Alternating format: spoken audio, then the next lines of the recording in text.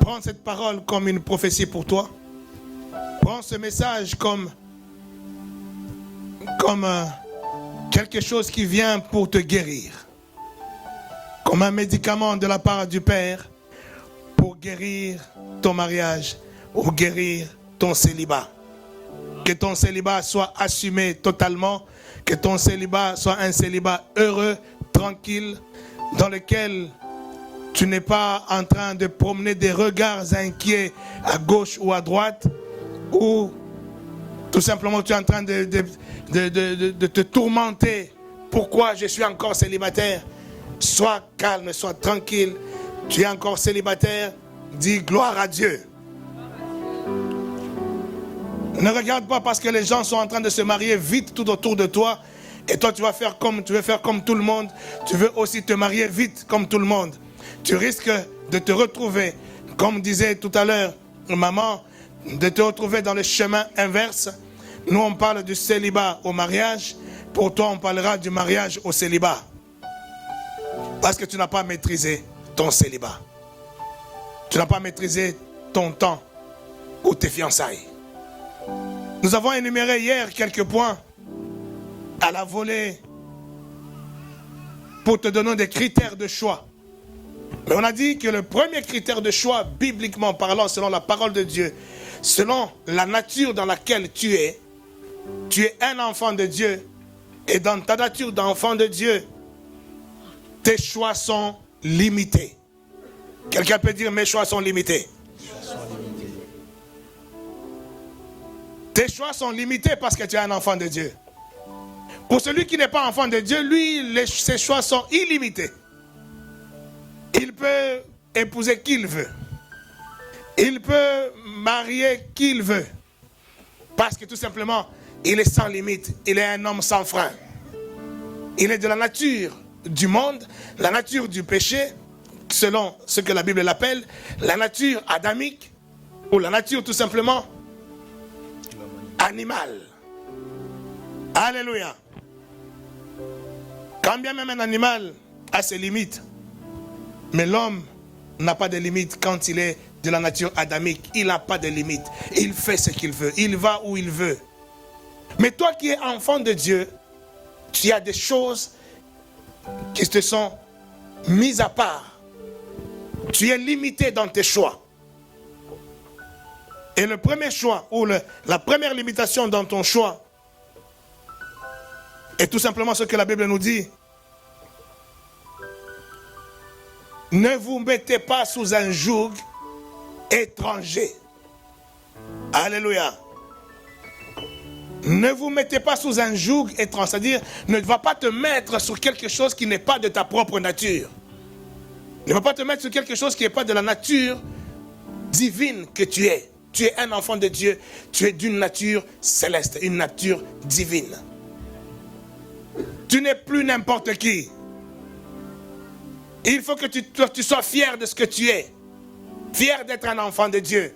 Il y en a qui cachent même que tu es chrétien, tu le caches même. Tu ne veux même pas que la personne qui te drague, tu ne veux même pas qu'il sache que tu vas à l'église. Ah, peut-être qu'elle va croire que je suis ringard. Aller à l'église, ça devient un ringard. Non, dis aller à l'église, ça doit être la chose la plus sexy. Alléluia. Vous savez, ça commence à revenir. Hein? Même les catholiques commencent à dire, apparemment, aller à l'église le dimanche chez les catholiques commence à être quelque chose de sexy. Les blancs commencent à revenir à l'église petit à petit. Tellement qu'ils ont vu des bombes, ils ont vu des choses se passer. Ils disent non, on va revendiquer notre nature de chrétien. Les gens commencent à aller à l'église aussi tranquillement. Oui, moi je commence à brandir fièrement que je suis chrétien, moi je suis catholique. Brandir aussi que tu es chrétien évangélique au nom de Jésus. Crie-le très fort, je suis évangélique. Alléluia. Tu as la verge. Alléluia, un évangélique à la verge. J'aime bien dire ça. Hein? Un évangélique à la verge. Un évangélique, il fait des miracles, il fait des choses extraordinaires et il croit en ces choses. D'ailleurs, je vais vous donner un témoignage qui m'a fait plaisir. C'est des choses qui font plaisir même quand on est serviteur de Dieu. Je reçois un message il y a 2 jours d'une femme pour qui j'avais prié il y a quelques mois. C'est une Sénégalaise, elle habite au Sénégal. Et elle était en affaires, en voyage d'affaires en Italie. De l'Italie, elle m'appelle. Elle me dit, je te suis sur Internet. J'ai un problème, est-ce que tu peux prier pour moi? J'ai dit, il n'y a pas de souci, je suis là pour ça. Dieu m'a oint pour prier pour les gens. Bon, est-ce qu'il y a quelqu'un qui prie aussi pour moi? Et elle me dit, j'ai 2 problèmes. Je suis une battante. Je suis une femme d'affaires. Là, mes affaires ne marchent pas. Mais ça, c'est pas trop grave. Là, ce qui est grave, c'est ma maladie. J'ai le sida. Et c'est vraiment... je ne sais pas. Mais quelque chose me dit qu'il faut que je t'appelle. Que tu pries pour moi. Avant de prier pour elle, j'ai parlé. Comme d'habitude, j'aime bien parler avant de prier pour quelqu'un, parce que la prier pour prier, ça ne sert à rien si tu ne saisis pas, si tu ne comprends pas pourquoi tu pries ou pourquoi je prie pour toi. Je lui expliquais tout un tas de choses que j'explique généralement dans ce genre de cas. Et j'ai prié pour elle, j'ai prié pour ses affaires, j'ai prié pour sa famille, et je lui ai dit, tu es guéri au nom de Jésus. Elle a crié Amen au téléphone. Elle me dit, vraiment, homme de Dieu, merci beaucoup. Je le sens en moi. Pendant que tu pries, je sens en moi que la guérison est véritablement en train de s'opérer. Vraiment, gloire à Dieu, je le sens. Je dis, tu es guéri. Et quand tu vas retourner chez toi au Sénégal, va voir les médecins. Laisse passer un petit temps. Va voir le médecin. Qu'on te refasse encore les examens. Et quand tu auras tes résultats, parce qu'elle m'a dit qu'elle était servante de Dieu aussi, elle travaillait dans une église, enfin pas prédicatrice, pas pasteur, mais je ne sais pas si elle travaille, était diaconesse ou quelque chose comme ça, dans une église au Sénégal.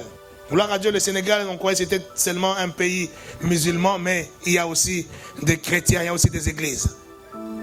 Et elle disait qu'elle travaillait dans son église, mais son pasteur était au courant de sa maladie. Je dis, va. Quand tu auras tes résultats, va voir ton pasteur, va témoigner. Et là, depuis qu'elle était partie, je n'ai plus de nouvelles. Là, il y a 2 jours, elle m'envoie un message. Elle dit, gloire à Dieu, ton Dieu est un grand Dieu. Que ton Dieu soit béni. Elle me rappelle, mais tu m'avais dit ça. Tu avais prié pour moi, j'étais en Italie. Je devais repartir au Sénégal 3 jours après. Donc 3 jours après, je suis retourné au Sénégal. J'ai fait comme tu m'as dit. J'ai cru vraiment à tout ce que tu m'as dit. Et tu m'avais dit d'aller voir les médecins. Je suis allé voir les médecins. Et tu m'avais dit que je serais guéri. Et je te dis, je t'informe que je suis guéri. Je ne suis plus malade. Alléluia. Quelqu'un peut dire gloire à Jésus. Et ça m'a fait tellement plaisir que je lui ai envoyé un message et dit, si tu es d'accord, j'aimerais que tu puisses faire un témoignage en direct, en ligne. Je t'appelle sur un plateau de télévision, je vais t'appeler, on va te poser des questions, tu vas répondre. Ça va édifier beaucoup de gens qui étaient dans ton cas et qui ont besoin aussi de guérison, qui ont besoin de te stimuler dans leur foi. Dit, si tu veux l'anonymat, on va garder l'anonymat. Parce que tu sais, des fois les gens, tu sais, les gens ne savaient pas que j'étais malade. Alors ils vont commencer à me regarder bizarrement. Je dis, si tu veux l'anonymat, on te garde l'anonymat, mais je te pose des questions, tu réponds. Personne ne saura que c'était toi. Elle me répond. Elle dit, il n'y a pas de souci. Tu m'avais dit que je dois témoigner. Et là, je témoigne partout. Alléluia. Mais bizarrement, elle a voulu témoigner en premier dans son église. Et elle en a parlé à son pasteur. En même temps, elle a invité les membres de sa famille. Les gens de sa famille, les gens de sa connaissance, elle les a invités exprès à l'église ce jour-là pour que ce soit un jour de fête pour elle, où elle va témoigner sa guérison. Et elle en parle à son pasteur. Son pasteur dit non. Son pasteur refuse qu'elle témoigne. Elle dit, mais pourquoi? Elle dit non. Non, non, non, non, doucement, non, non. Il faudra d'abord, écoute, tu vois, il faut que tu refasses encore un autre test, un peu qu'on voie vraiment les résultats et tout ça. Et elle se souvient d'une chose que je lui avais parlé quand je vais discuter avec elle. Et c'est elle qui me le rappelle. J'ai dit, waouh, tu vois, moi j'oublie même les choses que j'ai dit des fois. Elle me rappelle, non, tu m'avais parlé d'une femme qui a été guérie. Elle avait une goitre. C'est ça, goitre, une. Hein? Et cette femme, elle avait témoigné qu'elle était guérie alors que tout le monde voyait encore la chose était encore là. Et quand elle est retournée maintenant pour s'asseoir après le témoignage, tout le monde regardait, elle est retournée pour s'asseoir, c'est en s'asseyant que tout le monde a vu que instinctivement ça a disparu. Il dit ça c'est resté dans ma tête. Et là non seulement je veux témoigner parce que je suis guéri, mais je suis réellement guéri. Alors comment on va me refuser encore de témoigner? Il dit ça m'a beaucoup peiné, ça m'a beaucoup fait de la peine par rapport à mon bishop et tout ça. Et j'ai vu un autre pasteur qui a d'ailleurs une église beaucoup plus grande que la nôtre. Je lui ai parlé, il ne m'a même pas posé de questions. Il m'a dit viens témoigner. Et j'ai été témoigné là-bas, les gens étaient bénis là-bas. Alléluia. Je lui dis sois fidèle à ton bishop.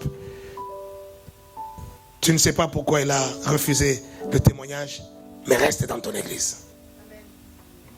Ne sois pas emporté parce que là-bas on t'a accepté, on t'a témoigné, non, reste dans ton église. Laisse le temps de Dieu pour te délocaliser quand Dieu lui-même voudra. Amen. Voilà, donc le témoignage, c'est quelque chose qui fait du bien. La parole de Dieu guérit. Le Dieu que nous servons, c'est un Dieu des miracles. Et je crois que quelqu'un sera guéri dans son mariage au nom de Jésus. Je crois que quelqu'un dans son célibat aura la guérison des blessures de son célibat au nom de Jésus. Tu auras une vie de célibataire épanouie au nom de Jésus. Parce que cette parole est faite pour ça. Dieu dit que ton célibat est tout simplement un moment où tu dois te préparer à rentrer dans ton mariage. Parce qu'il n'est pas bon pour que l'homme soit seul. L'homme doit être marié. C'est une volonté de Dieu que tu sois marié. Amen. Mais on a dit aussi que c'était simplement bon. C'était simplement bon. Oui, parce que la Bible nous dit aussi dans Romains 12, 2 que nous devons aller de ce qui est bon à ce qui est agréable. De ce qui est agréable à ce qui est parfait. Donc le fait d'être seulement marié, pas à n'importe qui, marié à la personne de la même nature que toi, c'est-à-dire ne pas se mettre sous un joug étranger, se marier à quelqu'un qui est chrétien. Première condition, te marier à quelqu'un qui est chrétien. Je veux dire à quelqu'un qui ne l'est pas, qui s'est marié, mais qui ne s'est pas marié à quelqu'un qui n'est pas chrétien. Parce que tu ne connaissais pas cette parole, parce que tu ne connaissais pas cette loi, ce principe divin. Ce n'est pas un principe qui veut restreindre tout simplement les gens. Mais c'est un principe de bien-être, un principe de bonheur. Parce que si quelqu'un n'est pas de la même nature que toi, il y aura des difficultés, il y aura des conflits. Des conflits dans ton couple, il y en aura encore et encore. Vous savez que la plupart des couples qui se déchirent, des couples qui se divisent, des couples qui sont en train de divorcer, c'est rarement à cause de l'adultère. Quelqu'un peut dire amen. Parce que l'adultère, il faut attraper la personne la main dans le sac. Et rarement on attrape les gens la main dans le sac. À moins qu'ils le fassent exprès. Qu'il fasse exprès pour se débarrasser de toi. Mais rarement on l'attrape. Il le fait sciemment, il fait tout pour que les gens ne voient pas, les gens ne soient pas au courant. Et ce qui divise les couples, c'est souvent les petites frustrations, les petites choses au quotidien de tous les jours qui s'accumulent les uns sur les autres. Cantique est en train de dire une chose, il dit ce sont les petits renards qui ravagent les grandes vignes. Des petits renards. Ce n'est pas des grands buffles qui viennent, non, des petits renards. Tous les jours, ils ravagent des grandes vignes. C'est un petit trou dans un bateau qui va faire couler tout le bateau. Un petit trou. Et quand ça va faire couler le bateau, ce n'est pas l'histoire, on a fait le petit trou, tout de suite derrière, boum, le bateau il coule. Non, l'eau va rentrer petit à petit, petit à petit, petit à petit, jusqu'à ce qu'à un moment donné, vous voyez le Titanic, il va sombrer. Ce sont les petites frustrations, les petites choses qui vont détruire ton mariage. Ce ne sont pas les grandes choses, non, non, il me trompe, non, c'est un impudique, non, les petites choses. Or, ces petites choses-là relèvent tout simplement de la compréhension, la plupart du temps, la compréhension de l'autre. Alléluia. Être marié, on avait dit encore hier, c'est simple. Là, le mariage, ou ce qui acte le mariage, c'est l'acte sexuel. La Bible dit que celui qui s'unit à une prostituée devient une seule chair avec la prostituée. Et la même Bible dit que l'homme quittera son père et sa mère et les deux deviendront une seule. Mais quel est le rapport entre l'union avec une prostituée et l'union selon Dieu de l'homme qui quitte son père et sa mère? Une seule chair. Mais l'autre, c'est une union de prostituées. Est-ce que c'est quelque chose de bien? Ça veut dire, tout simplement, ça ramène simplement le fait d'être marié selon Dieu, de marier en Jésus-Christ, dans le Seigneur, comme dit Paul, que mariez-vous dans le Seigneur. Être marié dans le Seigneur, c'est bon, mais ça reste bon, parce que ce n'est pas loin aussi de l'union des prostituées. Ça reste bon, mais ce n'est pas loin de l'union des prostituées. Mais il faut que ça soit agréable. Alléluia. Je disais que quand nous sommes devenus enfants de Dieu, nous avons fait bien. C'est bon d'être enfant de Dieu. C'est bon d'être converti. C'est bon de recevoir Jésus comme Seigneur et Sauveur. Tu es un enfant de Dieu. Mais ça reste simplement bon. Ce n'est pas encore agréable à Dieu. Là, maintenant, nous attendons une période de fiançailles avec le Seigneur Jésus. Une période de fiançailles avec notre Dieu. Et c'est dans cette période de fiançailles que Dieu a permis, ou Dieu permet, que nous puissions être éprouvés, que nous puissions avoir des épreuves dans notre vie. Et c'est qui dit, et les épreuves qu'il permet dans nos vies ne peuvent pas dépasser nos capacités. Dans la période de fiançailles dans laquelle nous sommes avec notre Dieu, notre Seigneur, c'est une période d'épreuve. Mais nous voyons que les chrétiens ou les gens aujourd'hui, quand ils sont dans une période d'épreuve, une période de fiançailles, ce n'est plus une période d'épreuve, c'est une période de séduction et de consommation. Dans les fiançailles, vous consommez déjà le mariage. Dans les fiançailles, vous êtes là, au lieu de montrer ta vraie face à l'autre, pour que l'autre se comprenne, connaisse bien ta vraie nature, qui tu es. Toi, tu caches ta face. Tu caches ta nature. Tu attends, non, je cache, sinon il ne va pas m'épouser. Tout ça, tu es en train de séduire. Mais quand tu vas t'épouser, c'est là que tu sors ta face et là, tu vas tout gâter. Là, le mariage devient un cauchemar. Ah, moi, je ne savais pas que tu étais comme ça. Si je savais, je ne t'aurais jamais épousé. Oui, tu as caché ton jeu. Tu as caché ta nature. Et Dieu ne veut pas que nous puissions être des hypocrites. Dieu dit qu'un hypocrite n'héritera pas le royaume des cieux. Les hypocrites, ce sont les gens qui ont combattu beaucoup, sévèrement le Seigneur Jésus. Et le Seigneur Jésus était très direct, très dur avec les hypocrites. Ce sont les gens qui voulaient paraître comme étant déjà des enfants de Dieu, alors qu'ils ne les étaient pas. Des gens qui voulaient paraître comme étant des gens saints, sanctifiés, alors qu'ils étaient que des tombeaux blanchis. Ils faisaient les efforts extérieurs. Ils ne tombaient pas en adultère ni en impudicité, mais ils le faisaient par peur de la sanction, par peur de l'enfer. Or, Dieu ne cherche pas quelqu'un qui va se sanctifier par peur de l'enfer, par peur de la sanction, mais Dieu cherche quelqu'un qui se sanctifie parce qu'il aime Dieu. Un homme ou une femme cherche un mari que tu vas épouser, pas parce qu'il veut fuir le célibat, mais il va t'épouser parce qu'il t'aime. Est-ce que quelqu'un me comprend? Si un homme veut fuir simplement le célibat, c'est pour cela qu'il veut t'épouser et il va te créer des problèmes. Si une femme, c'est parce qu'elle en a marre, parce que l'âge avance, je vais m'épouser parce que l'âge avance, tout le monde s'est marié. Si c'est ça la raison pour laquelle tu veux qu'on t'épouse, tu ne seras pas une bonne femme. Tu ne seras pas une bonne épouse. La seule raison d'aller dans le mariage, elle est seule et unique, c'est l'amour. C'est pour cela quand on parle de l'évangile, l'amour la vie que nous vivons, c'est tout simplement une copie, une préfiguration des choses spirituelles, des choses de Dieu. Quand on parle de l'évangile est basé et limité. L'évangile a une seule base. L'évangile est résumé en un seul mot, l'amour de l'homme envers Dieu. Et l'amour de Dieu envers l'homme. Il n'y a pas d'autre raison.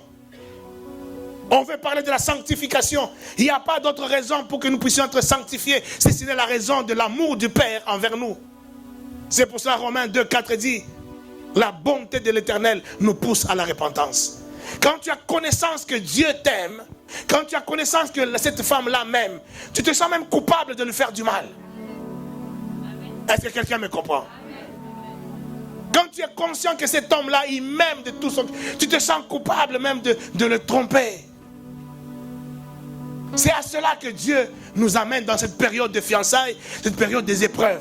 C'est à cela que Dieu vous amène, ou demande à ce que vous puissiez aspirer. Vous qui aspirez au mariage, la période des fiançailles, c'est une période des épreuves où on doit voir réellement de quel jus tu es fait. Pour cela, on doit te presser. On va presser le citron pour voir le jus qui est là-dedans. Est-ce que c'est le jus de citron ou c'est un citron hybride? Un citron mélangé avec des pamplemousses. On va presser l'orange pour voir si c'est vraiment l'orange. On va secouer la boîte pour voir si ce n'est pas simplement la publicité qui est sur la boîte là. On a mis Eva sur la boîte là. Non, c'est une boisson sans alcool. Tu secoues, mais ça tombe là. Mais attends, c'est quoi? Qu'est-ce qu'il y a là-dedans? Il y a un peu de... C'est comme s'il y a un peu de... La boisson antillaise là. Qui fait mal aux chrétiens, mais qui fait bien aux païens. Alléluia. On doit te secouer. C'est-à-dire, ce n'est pas la période de fiançailles. Ne prends pas des gants. Ne sois pas... Non, je vais le choyer parce que nous sommes fiancés. Il ne faudra pas que je le brusque. C'est le moment de le brusquer. C'est le moment de le secouer. S'il s'en va, gloire à Dieu, ce n'est pas ton homme. Ce n'est pas ta femme. Alléluia. Ne te laisse pas tromper non plus, parce que tout simplement, cet homme-là est trop attentionné. Un homme trop attentionné pendant les fiançailles, fais attention. Il est attentionné, mais toi aussi fais attention. Un homme trop attentionné, souvent ça cache quelque chose. Souvent c'est un prédateur. Un prédateur qui est là, qui ne cherche qu'une seule chose, c'est manger sa proie. Et une fois qu'il a mangé, il ne cherche qu'à digérer. Et il va te digérer bien. Toutes ces choses, c'est ton bonheur qui est en jeu. Le mariage, on a dit, quand tu y rentres, tu ne dois plus y sortir. Le mariage selon Dieu, le mariage des enfants de Dieu, des chrétiens, une fois que tu es dedans, la seule condition d'en sortir, c'est simplement en cas d'infidélité. Or, il va te cacher son infidélité. Et tu ne peux pas divorcer sur base de soupçons, parce que l'amour ne soupçonne pas. Quelqu'un m'entend? L'amour ne soupçonne pas. Oh Seigneur, je soupçonne. Tous les jours, il vient là, il sent mauvais et tout ça. Non, tout ça c'est des soupçons. C'est des soupçons. Tu ne l'as pas attrapé la main dans le sac. Alors, va l'attraper dans la main dans le sac. Hein? Et il va te mener une vie catastrophique. Et il te trompe, mais toi tu ne sais pas. Tu n'as pas de preuve. Tu ne peux pas divorcer, tu n'as pas de preuve. J'ai bien dit des preuves devant Dieu. Alléluia. Oh non, Dieu, je soupçonne alors. C'est sûr qu'il le fait. Alors comme tu as dit que non, en cas d'infidélité, je peux. Alors moi, je vais demander le divorce. Dieu, même si Dieu sait qu'il te trompe, mais Dieu sait aussi que tu n'as pas de preuves. Il sait aussi que tu n'as pas de preuves. Tu devras avoir des preuves concrètes pour avoir le droit de divorcer. Alors fais attention. Fais ton bon choix. Tu as encore tout le temps. Tu n'es pas encore marié. Tu n'es pas lié à quelqu'un. Tu n'es pas honte. Débarrasse-toi. Si tu vois qu'il ne rentre pas dans tes critères, Dieu ne donne pas les hommes ou les femmes à quelqu'un. Je vais choquer quelqu'un. Oh non, on m'a dit que Dieu peut me donner mon... Comme on a dit que l'homme et la femme est tiré des côtes de l'homme. Donc il y a un homme pour moi. Il y a une femme pour moi. C'est la femme même qui a été tirée de ma côte. C'est une image que tu es en train de donner. Je ne sais pas que l'homme et la femme ou la femme que tu vas épouser, elle est unique. Non. Dieu a établi des profils qui sont compatibles à toi. Mais c'est à toi de faire le choix. Les profils, c'est-à-dire, il y a des critères que Dieu a établis. Des critères qui sont compatibles avec ta nature, avec ton comportement, avec ta façon de voir, avec ton physique, avec ton esprit, compatible à toi pour que tu puisses vivre avec lui en harmonie. L'homme et la femme qui est en harmonie avec moi, ma femme, nous sommes en harmonie. Moi je suis grand, gros, elle est fine et courte. Bon, petite. Alléluia. Mais nous sommes compatibles, complémentaires. Ce que moi je n'ai pas est là. Ce qu'elle n'a pas, j'ai. Nous sommes différents. Oh non, je veux un homme toujours qui soit pareil que moi, pareil que moi. Non, nous sommes complémentaires, nous sommes différents. Nous ne sommes pas pareils. Alléluia. Une femme doit savoir résister à son homme. J'ai entendu donner le témoignage ici. Elle habitait en Belgique, moi j'habitais ici. Je faisais des va-et-vient, des va-et-vient. Mais viens, on habite là-bas, elle refuse. Non, tu dois m'épouser. Tellement qu'elle me disait, tu dois m'épouser, tu dois m'épouser. Et moi, je faisais que des promesses, des promesses. Oui, t'inquiète, t'inquiète. Oui, t'inquiète. Ça traînait. Un jour, elle a décidé, bon, écoute, tu m'as bien baratiné. Tu m'as bien fait traîner. À partir de maintenant, c'est même plus la peine que tu viennes. Et puis, non seulement tu me fais traîner, mais tu me joues aussi le coup du jaloux. Tu es avec qui là-bas? C'est qui est là? Alors, c'est même plus la peine que tu viennes. À partir d'aujourd'hui, ne viens plus. Si tu viens, c'est pour me dire que tu vas m'épouser. Si tu n'es pas possible, c'est pas pour me dire ça, ne viens plus. Je croyais que c'était de la blague. J'ai fait 300 km, je suis allé la voir. Elle a refusé de m'ouvrir la porte. Tu fais 300 km, en voiture, tu arrives là-bas, tu sonnes, et là, elle te voit, elle dit, non, je ne t'ouvre pas. Je ne t'ouvre pas, je t'avais dit. Mais non, c'est pour me marier. Si ce n'est pas pour me marier, ce n'est pas la peine. Fais encore 300 km de retour. C'est après les 300 km de retour, je me dis, bon, ok, je me décide, je vais l'épouser. J'en ai marre de faire des va-et-vient comme ça, dans le vide. Non, sois fier, ne prends pas de gants. Toi, tu veux, il vient, il est venu, tu veux les petits plats dans les grands plats, et tout ça. Tu arranges là-bas, tu te dis, mais toi, pourquoi tu es habillé comme ça? Non, moi j'aime bien quand tu es en string, tout ça. Ah bon, tu es en string, tout ça. Mais demain, tu ne le verras plus. Alléluia. Je suis en train de dire des choses importantes, des choses vraies, pour que tu fasses un bon choix. Pour que tu sois à l'aise dans ta peau. Sache que Dieu t'aime et il est celui qui t'aime plus que même celui qui va t'épouser. Il t'aime plus que tout le monde. Et parce qu'il t'aime plus que tout le monde, il te veut la meilleure chose qu'il soit pour toi. Et tout ce que tu lui demandes, il te donnera. Tu lui as demandé le mariage, il va te donner le mariage. Ah, si ça traîne, ce n'est pas parce qu'il ne veut pas te donner le mariage. Si ça traîne, c'est parce qu'il veut que tu puisses aller dans un temps de fiançailles, un temps de préparation, un temps où tu as des choses toi-même d'abord à te guérir en toi. Ou peut-être l'homme aussi qui est en face, il doit se guérir lui-même. Et alors maintenant, tu pourras rentrer dans le mariage. Maintenant, tu vas aller vite. Pizza Hut, tout de suite, je commande, j'arrive. Tu prends ta pizza, tu pars. McDo, tout de suite, tu arrives là, tu commandes un hamburger, tu pars. Alors que quand Dieu, tu lui as demandé le mariage, lui, il veut que ça te prépare bien. Tu veux quoi? Tu veux les anchois? Oh, mais tu veux quoi? Tu veux un peu de je sais pas moi, quel ingrédient on te met. Le temps qu'on te prépare, le temps qu'on fasse tout ça, ça va prendre du temps. Alors toi, tu deviens impatient. Que l'esprit d'impatience quitte ta vie au nom de Jésus. Sois libéré totalement de l'esprit d'impatience au nom de Jésus. Et tu vas être calme. Tu seras célibataire, mais tu es calme. Célibataire, tu es épanoui. Célibataire, mais tu sais que le mariage viendra. Dieu m'aime. Dieu m'aime. Dieu ne me laissera pas parce qu'il a dit, il n'est pas bon que l'homme soit seul.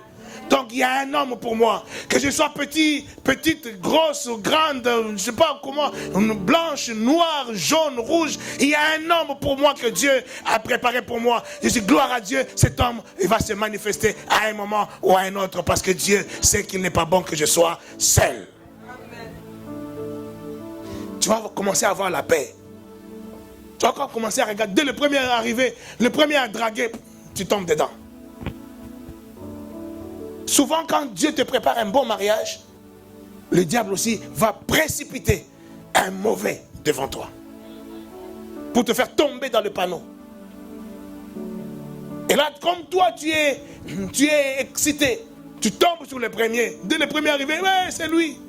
Alors que celui que Dieu a préparé, il est en train d'arriver tranquillement. Toi, tu prends celui qui est venu en courant. Avec la sueur et tout ça. C'est lui. Celui, il est tout frais. Il vient tranquillement. Doucement. Attends-le. Ne sois pas pressé. Est-ce que je parle à l'église? Est-ce que je parle aux célibataires?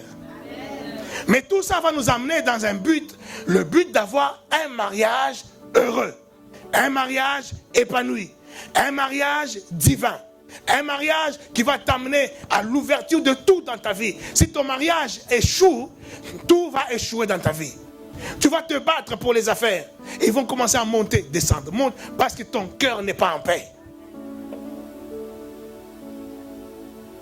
Et c'est quoi un mariage heureux finalement?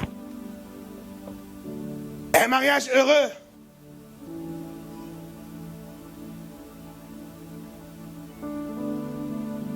je peux définir tout simplement. C'est un mariage équilibré à tous égards. J'appelle cela un mariage en 3D. Un mariage en 3 dimensions. Un mariage harmonieux. Où les deux, vous faites non seulement une seule chair, ce qui est bon, vous faites aussi un seul âme. Alléluia. Ce qui est agréable. Et vous faites un même esprit, ce qui est excellent. Quelqu'un peut dire amen. Un mariage en 3 dimensions. C'est ça le mariage parfait, le mariage harmonieux. Une seule chair. C'est la première étape, mais c'est tout simplement bon. Ce qui est bon est simplement bonbon, c'est tout. Mais ça peut t'attraper des caries, ça peut t'attraper beaucoup de choses bizarres. Parce que c'était simplement bon. Mais il faut que ça soit agréable. Et l'agréable, je le mets dans la dimension de l'âme. L'âme de la femme et l'âme de l'homme doivent être en harmonie. Vous devez chercher cette harmonie de l'âme. C'est-à-dire les valeurs sentimentales, les valeurs de l'homme et de la femme doivent se concorder, se complémenter. Je ne dis pas qu'ils doivent être pareils. Je dis qu'ils doivent se complémenter, complémentaires. La femme, elle parle beaucoup. Mais toi, peut-être, tu ne parles pas beaucoup. Et vous faites un bon complément. Est-ce que quelqu'un m'écoute? Oh non, toi, tu parles, tu veux aussi une femme qui parle.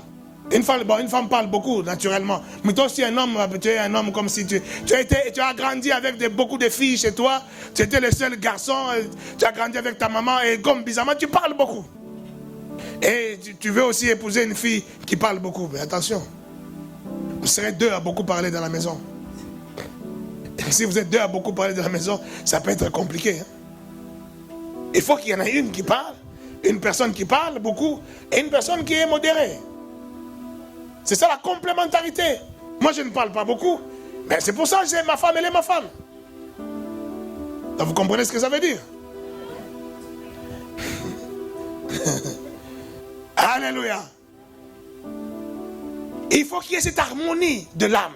L'harmonie de l'âme, c'est quelque chose, c'est-à-dire que la personne que tu veux épouser doit être aussi mature spirituellement, mature chrétiennement, une certaine maturité chrétienne. C'est ça l'harmonie de l'âme. Il y a des valeurs qu'il aura, ce sont les valeurs que tu auras. Est-ce que quelqu'un me comprend? Quand toi tu vas aller à l'église, mais toi tu vas donner la dîme, lui il est contre la dîme. Ça ne marchera pas.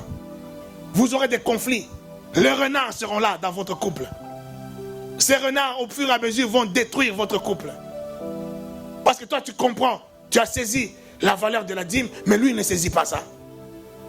Toi, tu as saisi le respect de l'homme de Dieu, mais lui, l'homme de Dieu, c'est des gourous, ça. Il est chrétien, il vient, mais oui, ça, c'est des... Mais c'est un rebelle. Quelqu'un qui est rebelle, c'est un rebelle aussi dans ta maison. Il sera un rebelle aussi dans ton couple.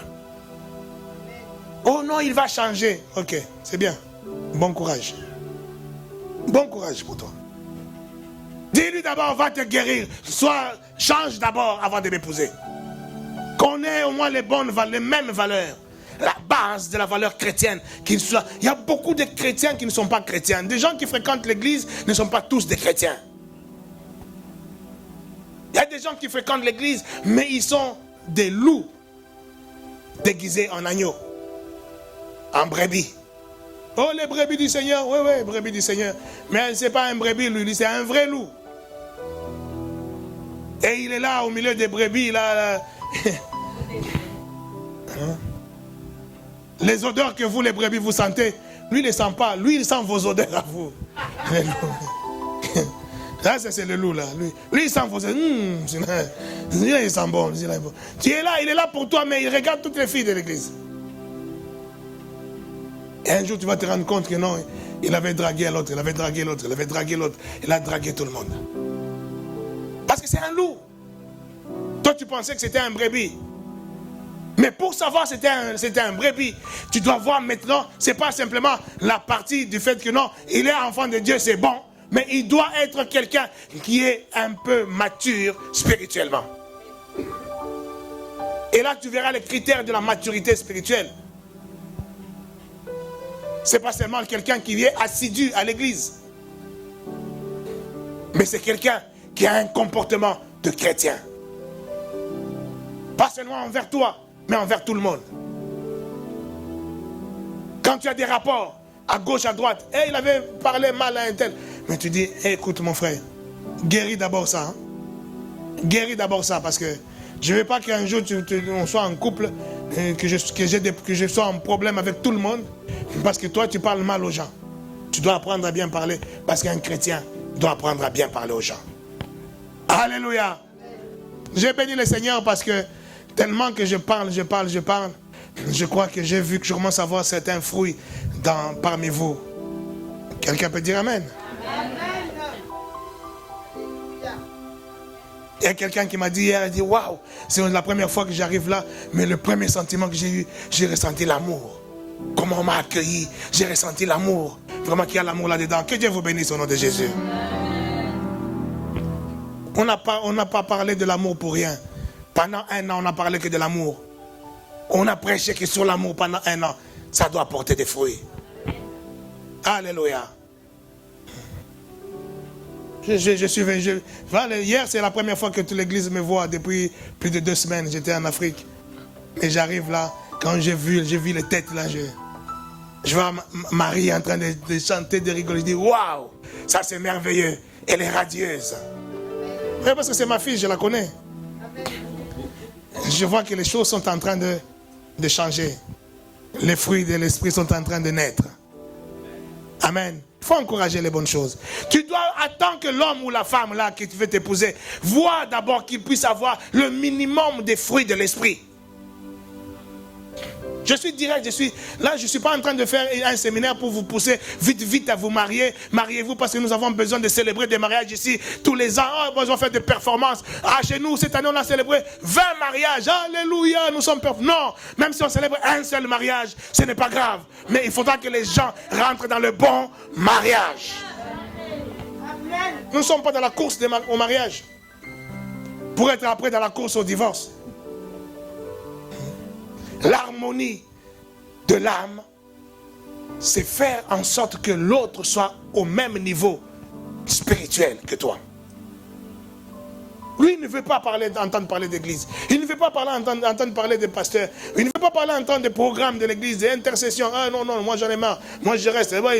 Il préfère même rester à la maison, jouer PlayStation ou jouer je ne sais pas à quoi, mais que de venir dans un programme d'église. Et toi, tu es là. Bon, ben lui c'est comme ça, lui c'est comme ça. Oui, c'est bien, c'est comme ça. Le renard est là. Il ronge petit à petit, petit à petit. 10 ans après. C'est 10 ans après qu'on va récolter les résultats de la destruction du renard. C'est pas aujourd'hui, c'est pas demain.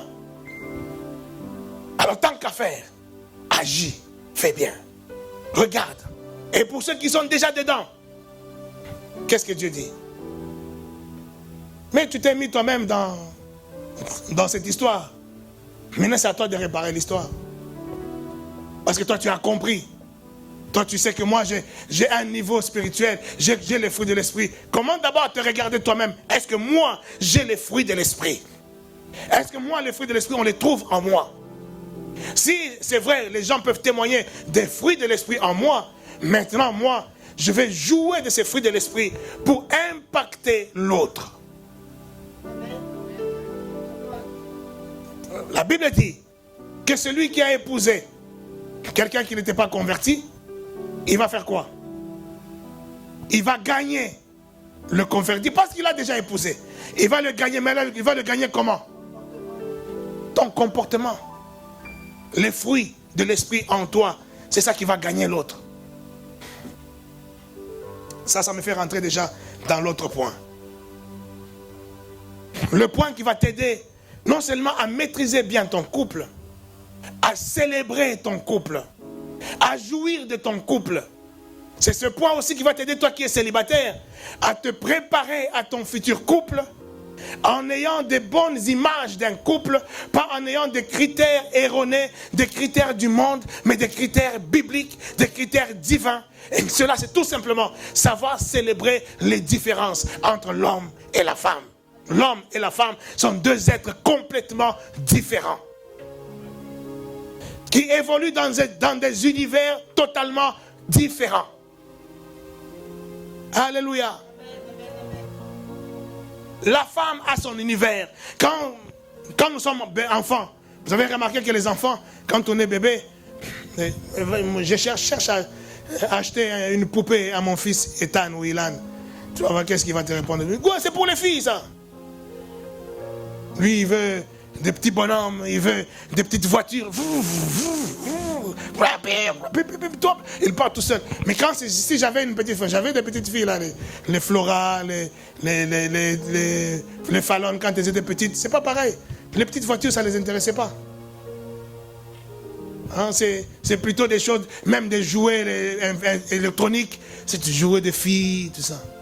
Ils vont regarder que les dessins animés des filles où on parle trop.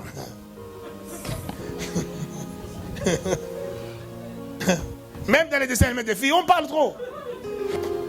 Dans les filles, parlent. Mais parce que nous sommes différents. Les hommes sont différents des femmes. Bien qu'il y ait des hommes qui sont comme des femmes et des femmes qui sont comme des hommes. Mais ça, il faut que tu en sois guéri au nom de Jésus. Mais tu vois un homme, parce qu'un homme quand il joue avec la voiture, qu'est-ce qu'il est en train d'exprimer? Depuis tout petit, il est en train d'exprimer que ma nature, c'est une nature de performeur. Je vais rouler plus vite que l'autre. On se bat dans les jeux, et je vais battre l'autre. C'est toujours une compétition. L'homme est naturellement dans la compétition. L'homme est naturellement à la recherche d'une performance. Je suis le plus performant. C'est pour ça même dans les femmes, même dans le couple, tu verras que même dans le couple, Et des couples qui sont tellement mauvais, c'est les couples où la femme ne reconnaît pas l'homme selon sa performance. Mais la femme veut aussi qu'on fait compétition avec l'homme dans son domaine de performance. C'est le problème du 21e siècle. Le 21e siècle où maintenant la femme est capable de faire le même travail que l'homme, capable d'avoir le même salaire que l'homme, si ce n'est plus que l'homme. Et tout ça, ça amène que la femme rentre dans la performance à la place de l'homme. Donc la femme commence à devenir un homme. Sois guéri de ça au nom de Jésus. Alléluia. L'homme a besoin, c'est pour cela que, bon, ça vous reconnaissez dedans, c'est pour cela que vous allez voir beaucoup de femmes, même au lit, beaucoup de simulation. Tu simules. Oui, mais c'est bien. Continue. Là, je suis en train de parler des mariés, attention. Si tu n'es pas marié, ça ne te regarde pas ça. Parce que la simulation, elle vise à faire quoi? À donner la sensation de performance à l'homme. Et l'homme, quand il voit la simulation, il dit, moi je suis fort. Zéro. Alléluia.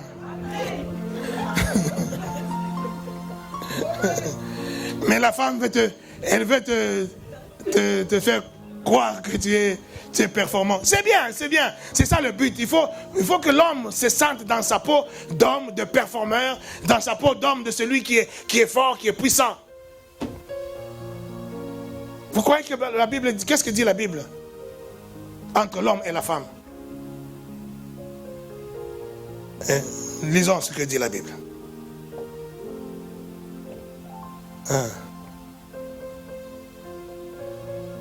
Concernant le mariage. Il dit, Éphésiens chapitre 5. Éphésiens chapitre 5, on parle beaucoup de mariage. Homme, aime ta femme, tout ça. Mais à la fin, verset 33, il dit, Éphésiens chapitre 5, verset 33. Du reste, que chacun de vous aime sa femme comme lui-même. Et que la femme fasse quoi? Respecte son mari. Tout est dit là-dedans. C'est ça la clé d'un mariage harmonieux. D'un mariage en 3D.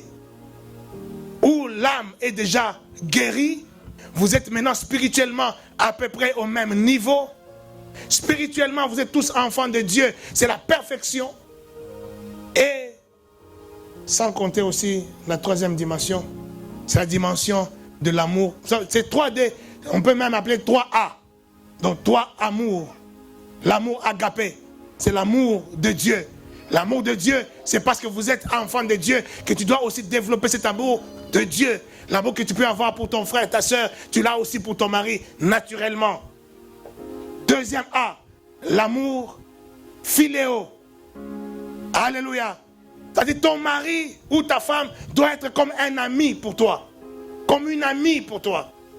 Une confidente, quelqu'un avec qui tu discutes, avec qui tu parles, quelqu'un que tu es là. Mais quand tu le vois dehors, il parle, mon cher, avec des filles, mais avec toi, quoi? Non, oui, non, oui, non, oui. Non, mais il y a un souci. C'est que ce n'est pas ton ami. Et l'homme ou la femme doit être ton ami. Ou tu as fait des bêtises. Ah, ma chérie, tu sais, j'ai fait des bêtises. Ah, raconte-moi. Oh, si je te raconte pas, oui, raconte. Je te raconte pas, oui, raconte. Amen. Alléluia. Ça doit être ton ami. Mais si l'homme n'est pas ton ami, la femme n'est pas ton ami, les amis, ce sont ceux qui sont dehors. Il y a un souci. Il n'y a pas d'harmonie. C'est le deuxième A, l'amour philéo. Troisième A, l'amour éros.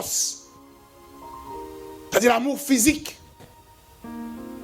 C'est très important, l'amour physique, c'est très important. C'est-à-dire que tu dois aimer aussi ta femme ou ton homme pour aussi son physique. Oh non, moi il y avait un professeur à l'université de Lubumbashi et qui disait, j'ai épousé la science. Moi j'ai épousé la science. Mais tu vois, tellement qu'il répète ça tout le temps, Tu veux comprendre pourquoi il répète ça. Est-ce qu'il a besoin de nous dire ça? Mais il faut voir sa femme, tu comprendras. Tu comprendras. En fait, le fait de dire ça, il est en train de se défouler. Quand il dit j'ai épousé, il est en train de se justifier, de se défouler. En fait, il n'est pas bon, il n'est pas bien dans sa peau. Il n'est pas bien, donc il n'est pas amoureux de sa femme. Alors il veut justifier ça en lui disant, moi j'ai épousé la science. Parce que quand tu vois sa femme, elle ne ressemble à rien du tout. Mais sa femme était très intelligente. Très intelligente.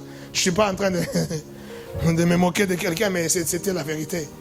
Lui-même il dit ça. Lui-même il dit, pourquoi tu dis ça? Tu as épousé ta femme seulement, point barre. Oh non, moi j'ai épousé la science. Parce que sa femme était aussi professeure à l'université, une grosse tête. Une grosse tête dans tous les sens du mot. Dans tous les sens du mot, grosse tête. Mais pourquoi tu es obligé de te justifier? Parce que tu es mal dans ta peau. Tu ne dois pas être mal dans ta peau en face vis-à-vis de ton mari, vis-à-vis de ta femme. Surtout nous les hommes, tu ne dois pas être mal dans ta peau. Parce qu'après, l'homme naturellement est toujours en train de regarder. Cette fois-ci, voici l'homme, voici la femme. Tu as vu des chimpanzés, tu as vu des ceci. Cette fois-ci. Ça, c'est ça l'homme. Voici l'os de mes os cette fois-ci. Tu as tout vu. Non, il faut que tu sois, même si tu as tout vu, mais quand tu vois ta femme, tu l'aimes telle qu'elle. Ce physique-là, c'est pour toi. Amen. Alléluia. Moi, quand j'avais rencontré ma femme, elle était mince, elle était fine, mais elle avait toujours la belle tête qu'elle a. Mais elle était mince. Alors je la regardais, je percevais. Je dis, je perçois un peu de chair. Je perçois un peu de volupté, pas trop. Tout ce que je percevais, c'est ce qui est aujourd'hui. C'est pour ça que je suis épanoui. Oh, tu vois pas que je suis épanoui? Ne sois pas jaloux. Alléluia. Tout ce que je percevais, c'est ce qu'elle est aujourd'hui. Alors quand tu aimes une femme, des fois aussi quand tu aimes une femme, tu vois une femme là, tu la regardes. Pour t'aider à percevoir. Des fois, je cherche à connaître sa maman. Amen, amen. Tu peux t'imaginer ce qu'elle sera après. Comme ça, tu peux dire oui, c'est compatible ou pas.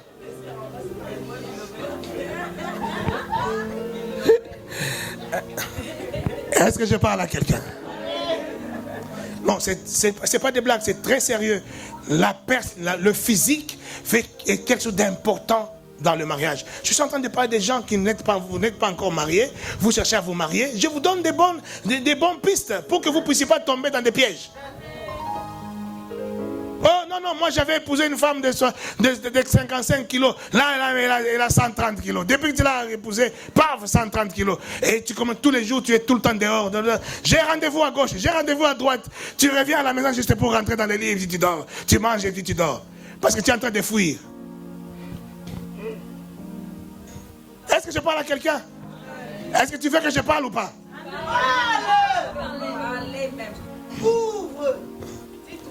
Regarde bien, regarde là 2 fois, 3 fois.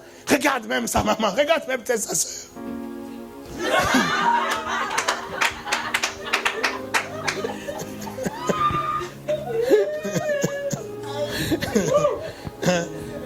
Et là, tu auras une idée, tu auras à peu près une idée de ce qui va t'arriver. Ce qui va t'arriver après quelques années, tu auras une idée à peu près. Alléluia. Tu vas dire, ce que je crains, c'est ce qui m'arrive. Non. Et une bonne perception. C'est-à-dire, le physique, il ne faudra pas que ton mari soit là, et tu es un homme, tu es avec ta femme dans ta chambre, mais en fait, vous êtes en train de faire l'amour, tout simplement, avec ta femme, mais dans ta tête, tu es en train de voir Naomi Campbell. C'est un péché. Tu es en train de commettre l'adultère dans ta tête. Alléluia. Tu as ton mari, mais ta tête, là. Tu es en train de voir ton pasteur. Là, tu commets double péché.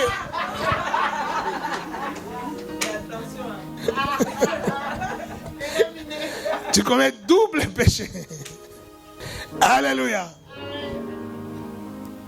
nous devons apprendre à célébrer nos différences. Pour que tu célèbres la différence de l'autre te réjouit.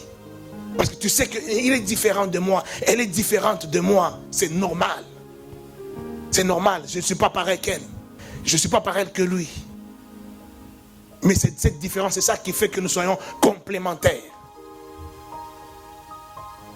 Et la femme, maintenant, vis-à-vis de l'homme, c'est tu dois, toi femme, savoir sortir le héros qui est dans l'homme. Parce que naturellement, l'homme est un performeur.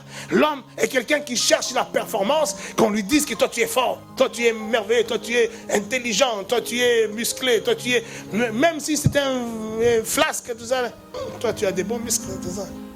Flatte-le un peu. Il aime qu'on soit flatté dans ce sens-là.